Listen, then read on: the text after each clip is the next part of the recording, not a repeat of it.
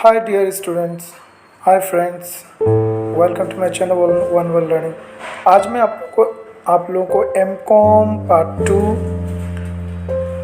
जो कि सावित्री बाई फुले पुणे यूनिवर्सिटी के लास्ट सेमेस्टर यानी fourth semester M com exam का जो नियरली एग्ज़ाम आ रहा है उसके लिए बहुत ही इंपॉर्टेंट क्वेश्चन बता रहे हैं जो 2019 पैटर्न का है, जो 60 मार्क्स का एग्ज़ाम है, 3 आवर्स का टाइम है, जिसमें ऑब्जेक्टिव जो है 6 मार्क्स का रहेगा और शॉर्ट नोट रहेगा 3 रहेगा, 3 या 4 आपको 2 ही बनाना है। जो एक क्वेश्चन 6 नंबर का होगा तो 12 नंबर और 6 नंबर 18 नंबर, ये 18 नंबर जो है बहुत ही क्या है मैंडेटरी है। उसके बाद लॉन्ग क्वेश्चन रहेगा 3, तो लॉन्ग क्वेश्चन जो है आपको 3 आंसर देना, 4 रहेगा तो उसमें से 3 आंसर देना है। पर क्वेश्चन 14 मार्क्स का रहेगा। तो वैसे लास्ट सेमेस्टर जो है मतलब फोर्थ सेमेस्टर में 3 ही सब्जेक्ट है, capital market and financial service, उसके बाद इंडस्ट्रियल इकोनॉमिक एनवायरनमेंट, और उसके बाद अगर कॉस्टिंग स्टूडेंट है तो recent advance in cost accounting, और अगर बैंकिंग स्टूडेंट है तो recent advance in banking accounting. ठीक है, बैंकिंग सॉरी। ओके, नाउ अब हम कैपिटल मार्केट और फाइनेंशियल सर्विस के इंपॉर्टेंट क्वेश्चन की बात करते हैं। क्वेश्चन है पहला, what is SEBI, securities exchange board of India. ठीक है, explain the powers and functions of SEBI. पहला इंपॉर्टेंट। दूसरा क्वेश्चन है, explain the term capital market, explain its features, इसका क्या फीचर है, फीचर मतलब कैरेक्टरिस्टिक्स क्या है या फंक्शंस क्या है इसके, एंड इसका क्या इंस्ट्रूमेंट है। ठीक है। थर्ड क्वेश्चन है, what is mutual fund, describe the types of mutual fund. Mutual fund क्या है और इसके टाइप को लिखना है, आपको डिस्क्राइब करना है, थोड़ा सा समरी बना के लिखना है इसको। ठीक है। शॉर्ट नोट में मैं आपको यहाँ 4 दिया हूँ, इसमें से 2 आएगा। जैसे फर्स्ट है प्राइमरी एंड सेकेंडरी मार्केट, दूसरा stock exchange, credit rating, portfolio management.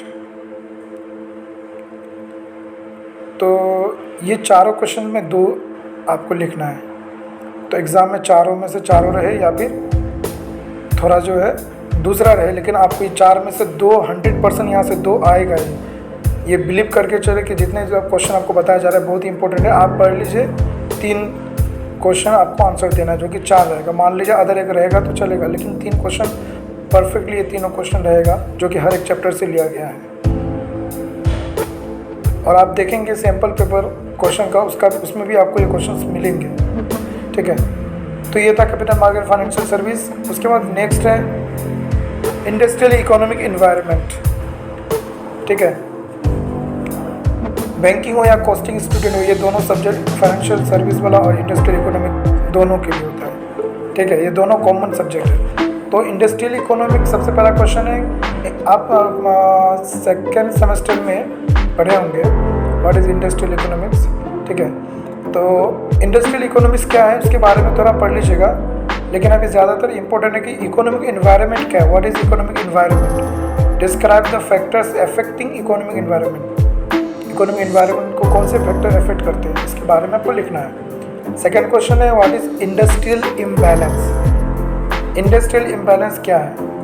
ठीक है, तो यहाँ पे जो इंडस्ट्रियल इम्बैलेंस है उसके साथ साथ आपको उसका कॉजेज़, क्या कारण है, इंडस्ट्रियल इम्बैलेंस का क्या कारण है और इसको कैसे मापा जाएगा, मेज़र कैसे किया जाएगा या फिर इम्प्रूव कैसे किया जाएगा, ये भी आपको क्वेश्चन आ सकता है। ठीक है, इंडस्ट्रियल इम्बैलेंस क्या है, इसके क्या कॉजेज़ है, क्या कैसे इम्प्रूव किया जा सकता है, इसको मेज़र कैसे करेंगे, measures of industrial imbalance. Third question है, what is privatisation and globalisation. Privatisation and globalisation क्या है। ठीक है, क्वेश्चन में 3 आ सकता है, प्राइवेटाइजेशन, ग्लोबलाइजेशन और लिबरलाइजेशन। तो ये तीनों में आपको लगभग ग्लोबलाइजेशन ज़्यादा इंपॉर्टेंट है, बट आप तीनों पढ़ लीजिएगा। इसके क्या कॉन्सेप्ट्स हैं और इसका क्या इफ़ेक्ट्स है इंडियन इंडस्ट्री में। जैसे मान लीजिए अब ग्लोबलाइजेशन क्या है, इसका क्या कॉन्सेप्ट है और इंडियन इंडस्ट्री में इसका क्या इफेक्ट है। ठीक है, तो इसमें भी वही सेम सिलेबस है, 4 में से 3 क्वेश्चन आपको लॉन्ग बनाना है, शॉर्ट नोट 4 रहेगा जो कि आपको 2 बनाना है, और उसके बाद 6 नंबर का ऑब्जेक्टिव रहेगा। हम ऑब्जेक्टिव के लिए दूसरे वीडियो में आपको बताएंगे, ठीक है, चैप्टर वाइज। अब नेक्स्ट सब्जेक्ट है कॉस्टिंग वाले स्टूडेंट का, recent advances in cost auditing and cost system, ठीक है। सबसे पहला question, what is enterprise resource planning, मतलब व्हाट इज ERP, इसको शॉर्ट में बोलेंगे। इसके क्या फीचर्स है, माने कैरेक्टरिस्टिक्स, और क्या बेनिफिट्स है, ERP का क्या बेनिफिट्स है, ठीक है। सेकंड क्वेश्चन है what is GST audit, GST audit क्या है, GST के बारे में आप जानते हो कि GST ऑडिट क्या है, इसके बारे में आपको पढ़ना है। जो GST का काम करते हैं उसको तो पता होगा कि GST ऑडिट क्या होता है। जो GST ऑडिट एक फॉर्म होता है, GSTR 9 में फाइल किया जाता है, जो कि ईयरली होता है, ठीक है, जिसमें पूरा रिकंसाइल करने के बाद वो ऑडिट किया जाता है। तो इसका क्या प्रोसीजर है, GST ऑडिट कंडक्ट करने का क्या प्रोसीजर, क्या रिपोर्टिंग है GST ऑडिट के अंदर। थर्ड क्वेश्चन है 6 सिग्मा, डिफाइन 6 सिग्मा, या फिर क्वेश्चन आ सकता है डिफाइन 5S, 6 सिग्मा बोला या 5S भी क्वेश्चन है, और उसका स्टेप्स क्या है, 6 सिग्मा लॉन्च करने में क्या स्टेप्स हैं उसको लिखिए डिटेल में, ठीक है। ये क्वेश्चन इंपॉर्टेंट, बहुत ही इंपॉर्टेंट क्वेश्चन है। फोर्थ नंबर क्वेश्चन है, देखिए मैंने यहाँ 4 क्वेश्चन दिया, आपको 3 ही एग्जाम में लिखना है और 3 ही क्वेश्चन आएगा।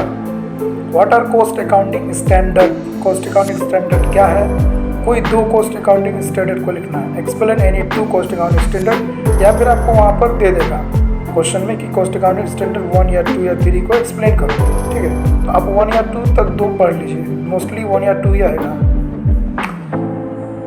शॉर्ट नोट्स, शॉर्ट नोट मैंने 4 दिया है, उसमें से आपको 2 एग्जाम में लिखना है। बिजनेस प्रोसेस री इंजीनियरिंग, दूसरा है प्रोडक्टिव ऑडिट, या प्रोडक्टिव ऑडिट के प्रॉब्लम्स क्या है। थर्ड है रोबोटिक्स मैन्युफैक्चरिंग किसे कहते हैं। Implementation of ERP, enterprise resource planning के क्या इम्प्लीमेंटेशन। तो ये सब शॉर्ट नोट्स है जो कि पर क्वेश्चन 6 मार्क्स से होता है, उस हिसाब से आपको कम लिखना है, लेकिन जो लॉन्ग क्वेश्चन होता है उसमें थोड़ा ज़्यादा लिखना पड़ता है, ठीक है। ये तो कॉस्टिंग स्टूडेंट के लिए। अब मैंने पहले बताया 2 कॉमन सब्जेक्ट था, इकोनॉमिक्स और फाइनेंशियल सर्विस वाला चैप्टर, ठीक है। अब ये कॉस्टिंग स्टूडेंट के लिए है, क्योंकि इस बार तो 3 ही पेपर एक्सटर्नल एग्जाम में आएगा। अब बैंकिंग स्टूडेंट के लिए इंपॉर्टेंट क्वेश्चन है recent advances in banking and finance का सबसे पहला question, what is financial inclusion. Financial inclusion क्या है, right the benefits and RBI guidelines about it, मतलब फाइनेंशियल इंक्लूजन में का क्या बेनिफिट है और इसके ऊपर RBI का क्या गाइडलाइंस है, ठीक है।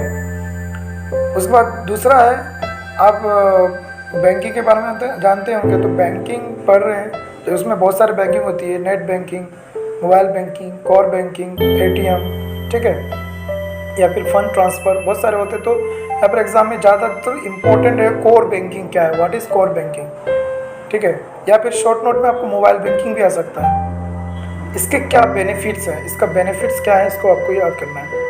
थर्ड क्वेश्चन है डिफाइन मनी मार्केट, अपने फर्स्ट कैपिटल मार्केट और फाइनेंशियल सर्विस में आपने पढ़ा होगा मनी मार्केट। मनी मार्केट क्या है, वो क्वेश्चन बैंकिंग में भी आ सकता है, और इसके फंक्शंस क्या है, explain the functions of money market. 4 number capital market, capital market क्या है, ये भी पढ़ा हुआ क्वेश्चन, ये क्वेश्चन कॉमन है। कैपिटल मार्केट क्या है, explain the function of capital market.